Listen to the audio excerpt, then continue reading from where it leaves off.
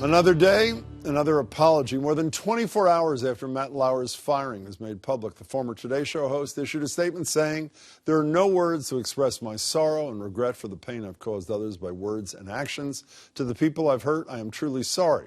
But then he added, "Some of what is being said about me is untrue or mischaracterized, but there's enough truth in these stories to make me feel embarrassed and ashamed." So, first Lauer said he was sorry, then he called some of the stories about him a lie. If I were to grade this one, I'd give it a C-, but that's really only if I'm grading on a curve after we got this gem of a line in the statement from Garrison Keillor yesterday about the accusations against him. Quote, "If I had $1 for every woman who asked to take a selfie with me and who slipped an arm around me and let it drift down below my belt line, I'd have at least $100. That there is a solid F." The latest case of a non-apology apology actually came this afternoon in a Globe piece by Yvonne Abraham, which revealed 4 men have made sexual misconduct accusations against Brian Hefner, the husband of Senate President Stan Rosenberg. In a statement, Hefner said, "I was shocked to learn of these anonymous and hurtful allegations. To my knowledge, no one has complained to me or any political or governmental authority about these allegations." So, do apologies in these circumstances ever matter?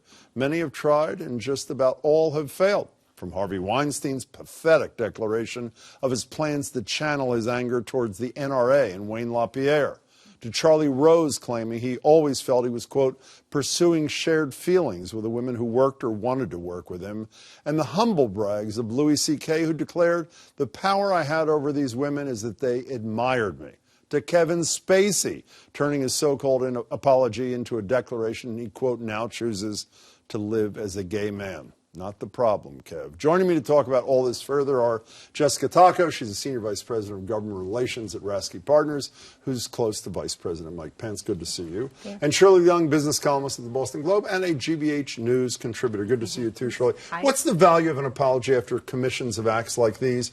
Is there any value to apologies? Oh, they absolutely have to apologize. I mean, I thought what Matt Lauer did today was brilliant. I mean, he did not issue a statement yesterday, I believe, and so today he was able to dominate the news cycle. You know, instead of his apology, some of the charges. Well, that was terrible. Yes, he should have just left it be. I'm embarrassed and disappointed. And worried later about detailing what he did and didn't Exactly. do. But you reminded me, seeing all those different ones, that wow, his, by comparison, some of the other ones were pretty bad. So he did okay in comparatively speaking. Do any of them seem genuine to you? You know the old tired line, "I'm sorry because I got caught," which is essentially. But did any of these apologies from any political part of the spectrum feel real to you, Jessica? Well, at the end of the day, I haven't met these guys or spoke to them in person, so it's Lucky hard to judge. You. Right, I think it's hard to judge the credibility of their apology. But I think what's more important is the actions that they take after these, through this process of either the punishment that they face or the actions they take in their future career. So the jury's out in terms of what their intentions are moving forward. What do you think of the? Oh, you're going to say something. I was going to say, which is, you know who I really want to hear an apology Who's that from? For example, in the case of Matt Lauer, I want to hear something from Andy Lack, the NBC chairman. So from the institution, not just from the perpetrator. Exactly, because a Matt Lauer, a Charlie Rose, they don't happen by themselves. Someone in power allowed them to continue to behave that way and cover up for them. Those are the people we need to really hear apologies from, and also take action, because they're at those companies and institutions now. Those are the people still in charge who can actually make a difference. I want to get back to the perpetrators, though, and I assume we're on the same page on this. If there's any equivocation, if I offended anyone, if there's any, well, I didn't do that, I just did this, it's got to be unequivocal, it's got to be direct. And the one thing, somebody tweeted me today when I was on the radio, which I thought was a wonderful point, her name was Ellen, and said the first thing you should do is apologize to the person you wronged, which, by the way, Al Franken did do. He did email the radio talk show host from the West Coast and apologize directly to her. Any variation from the straight line just doesn't cut it, does it? Not at all. And I think it's also, 71% of women in the United States are harassed, that are harassed don't report it every year. And I think so. The other thing we need to look at are solutions moving forward. How do we improve the system? How do we improve our society so that these things don't happen again and that women have a safer space? And men as well. Men face harassment as well in the workplace. But not in anywhere near these kind of numbers. I want to stay on the apology thing for a minute and talk about two people who have not apologized. There's a guy who we all know who's accused by somewhere between 13 and 16 women. He's essentially being accused of a serial sexual harasser, abuser. The President of the United States denies everything, apologizes. There's a guy who's ahead in the polls in Alabama, Roy Moore, who is accused of molesting a child. And many of his fellow Republicans in the Senate, as you know, are saying the guy shouldn't even be in the race. With those people, Moore doing as well as he is, and the other man being elected President of the United States after the public knew those things, are we just wasting our time even talking about this? Because apparently sort of blowing your way through these kinds of complaints work great for one, and apparently is going to work great for the other, Roy Moore. Am I wrong about that? Well, at the end of the day, Roy Moore, the Senate has said if he is elected, they're going to let the people of Alabama choose, and it is their choice. That's by law. Yeah. They want to choose a child molester, they're entitled to do that. Right. I mean, I condemn those actions. I think the majority of Republicans have condemned those actions, and the senators have said that they would, vote to expel him. Susan Collins, the most moderate Republican, said about an hour ago, if the people elect him, we got to seat him. So, that may be what we all hope happens.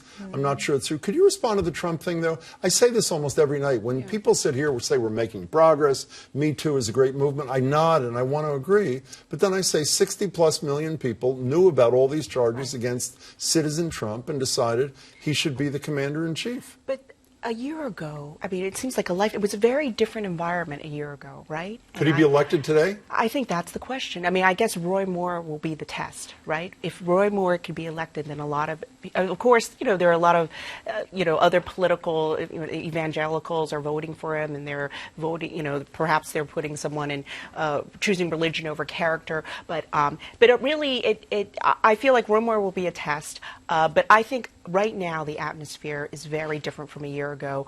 I think it would be very hard to elect Donald Trump with all those allegations. It would be very hard for Bill Clinton in 1992 to stay in office, or back in the 90s to stay in office after Monica Lewinsky. Chuck Todd said to us on the radio he can't imagine any Democrat running for office going forward asking Bill Clinton to stand next to him or her at an event. Can you speak briefly to what Shirley spoke about? Could, in this environment, it's dramatically changed since Harvey Weinstein, could Donald Trump be elected President of the United States with those 13, 14, 15, 16 women accusing him of sexual molestation or harassment? Well, what's really interesting, and I've been looking for this in the news, we haven't seen it yet, is you haven't heard a follow-on to those stories since they came out before the election. They came out, there was a big hit. He did apologize for the locker room talk. And then there's been a silence on the issue. So I think you would have to see the resurgence of that discussion. More people should they not come up again? Excuse me. He apologized for locker room talk. Didn't he just call the video fake news? Right? Yeah, that's a very good point. He said it probably wasn't him. He called it fake news. But he issued, during the time of the election, at that moment in time, he issued his one and only apology. That is true. I think it would be, you have to look at what influences voters, and unfortunately, I don't condone any of the locker room talk, any of the actions, and you really care for the victims. That being said, if you're an individual voter in any part of the country, people were voting based on their pocketbook, based on homeland security issues, even if, as I said before, you're a child molester. Can I make a horrible transition here, speaking of apologies? Meet the Press should not vote for the child molester. Meet the Press's Chuck Todd. If he is, in fact, one. Thinks come election time, the GOP, your party, may be apologizing for the tax cut. Here's what Chuck had to say to us this morning on the radio. I have to tell you, I think this is going to become an election year nightmare for them. In the same way that Democrats thought, I guess, that after they passed health care, that once people saw what was in it, they'd like it.